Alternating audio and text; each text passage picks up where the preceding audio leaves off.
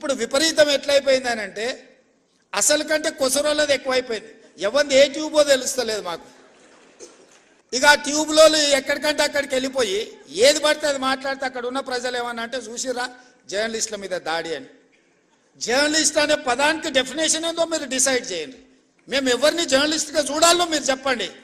ఎవడు దోస్తే వాడు ట్యూబ్ పెట్టుకొని ఆ ట్యూబ్లో పెట్టుకొని వాడు మెడలో పట్టేసుకొని మెడలో ఇది కట్టుకొని వాడు నేను ట్యూబ్కో జర్నలిస్ట్ అని బయలుదేరితే వాళ్ళు వివరించే విధానాన్ని బట్టి ప్రజలు వ్యవహరిస్తారు. ఏది పడితే అది మధ్యలోనే అడ్డం దొడ్డం మాట్లాడి ఏదైనా ఏమన్నా అంటే చూసారా జర్నలిస్టుల మీద. రేవంత్ రెడ్డి తనకు అవసరమైతే ఒక తీరు, తన పని తీరగానే ఇంకొక తీరుగా ఉన్నది. ఓడదాటేదాకా ఓడమల్లప్ప, ఓడదాటినాక గోడమల్లప్ప. ఈ యూట్యూబ్లోనే వాడుకున్నావు కదా. ఈ యూట్యూబ్లను నమ్ముకొని నువ్వు మరి గత ప్రభుత్వం మీద ఆరోపణలు చేసి గత ప్రభుత్వం మీద ఉన్నవి లేనట్టు లేని ఉన్నట్టు చెప్పి అబద్దాలు చెప్పి నువ్వు అధికారంలోకి వచ్చినావు కదా.